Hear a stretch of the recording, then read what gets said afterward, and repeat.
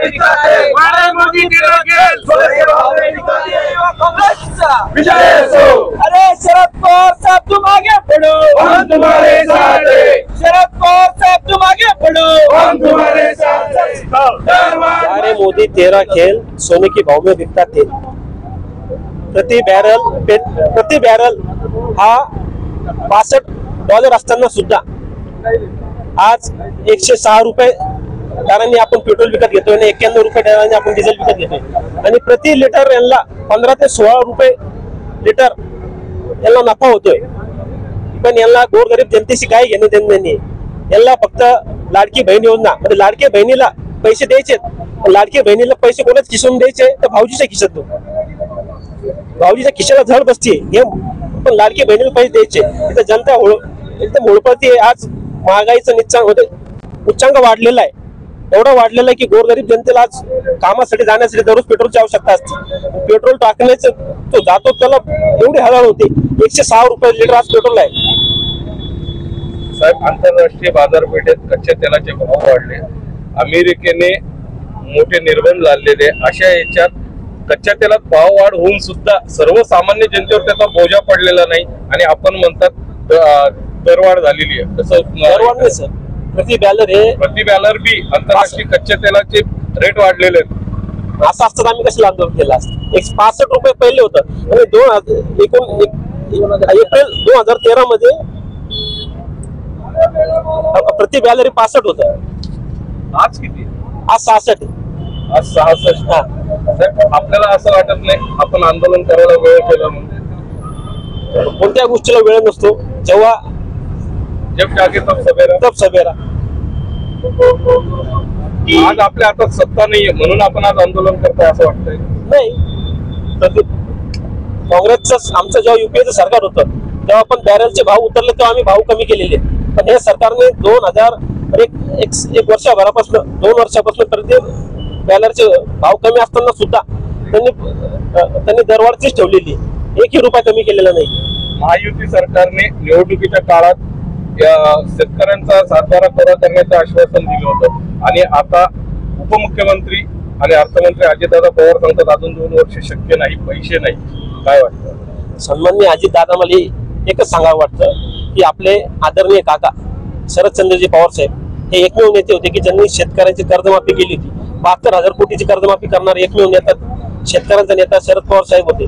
BJP आणि हे जे अजितदादा हे सर्व महायुतीचे जे सरकार आहे ते कदापि शेतकऱ्याची कर्जमाफी करू शकणार नाही। 2 महिने काय 2 वर्ष नाही, पुढचे 5 वर्ष सुद्धा हे शेतकऱ्याची कर्जमाफी करू शकणार नाही। साहेब, आपण पेट्रोलच्या दरवाढीविषयी आंदोलन करताय, पण शेतकऱ्यांच्या बाबतीत आमचे पवार साहेबांनी बरेच आमचे जयंत पाटील साहेबांनी मुद्दे उचलून धरलेले आहेत। त्यांच्याविषयी आता जेव्हा आपल्या पावसाळी अधिवेशन झालं त्यामध्ये सुद्धा बरंच काही बोलले हिवाळी अधिवेशनामध्ये। धन्यवाद। आपलं नाव? मी प्रशांत जगताप, शहर जिल्हाध्यक्ष। आणि दुसरी एक महत्वाची गोष्ट की धरण उशाशी असून सुद्धा आपण काय म्हणतो कोरड घशाला आहे आपलं। अहो पहिले 2 दिवसाला, नंतर 4 दिवसानंतर 8 दिवसाला आणि आता 12 दिवसाला पाणी देते। 14 एप्रिल त्या दिवशी आपले महामानव साहेब डॉक्टर बाबासाहेब आंबेडकरांची जयंती होती। त्या जयंतीच्या दिवशी आम्ही पाण्याच्या टाकीवरतून आंदोलन केलं तेव्हा त्यांनी पाणी सोडलं। साहेब, आपल्या आताचे महाविकास आघाडीमधील मित्र पक्ष सत्तेत होते 35 वर्षापासून महानगरपालिकेत, हा त्यांचा प्रताप आहे आणि तुम्ही त्यांच्या मांडीला मांडी लावून बसलेले। त्यावेळेस युती सरकारमध्ये आम्ही नव्हतो, ते आता आमच्या सोबत 1 दशकापासून आलेले आहेत, हे लक्षात घ्या। 30-35 वर्षा अगोदर बीजेपी सेनेची सरकार होती, आज मांडीला मांडी लावून आम्ही त्यांना सत्तेत होते तेच आंदोलन करतात। ऐका ना, आम्ही त्यांना सांगू लागलो ना, आता आमच्या सोबत आलेला आम्ही त्यांना सुधारणा करणार आहे। आज विरोधी पक्षनेता अंबादास दानवेंची पत्रकार परिषद आहे तेवढ्या बाबतीत, कशाच्या बाबतीत? पाण्याच्या प्रश्नावर। हो, तर मग मी काय म्हणतो, ते आमच्या सोबत आलेला आम्ही त्यांना सांगू लागलो ना, चांगले कामं करायचे आहेत, विकासाचे कामं करायचे, म्हणून आम्ही आमच्या सोबत आलेलो आहे। काय त्याच्या पहिले त्यांनी जे कामं केले ते चुकीचे होते? मी काय म्हणतो, आम्ही तसं बोलत नाही, ते त्यावेळेचे बीजेपी सेनेचं सरकार होतं, त्यांनी त्यांच्यात प्रश्न उचललेले आहेत। आता नाही, आमच्या सोबत बीजेपी आणि शिवसेनेचं ज्यावेळेस सरकार होतं त्यावेळेस जे कामं झाले ते योग्य नव्हते। कामं चांगली कामं केली त्यांनी। 15 दिवसानंतर प्यायला पाणी भेटतं, याच्यात कोणतं चांगलं का? त्यावेळेच होतं। आता कोणाची सरकार आहे? आता बीजेपी सरकार बसलेली आहे नाही तर पण महानगरपालिकेत सत्ता कोणाचीच नाही ना. बरं आता शासन लागलेलं आहे.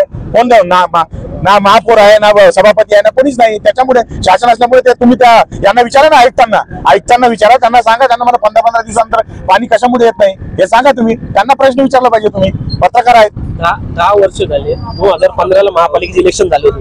2020 ला कोरोनामुळे पुढे ढकलले गेलं.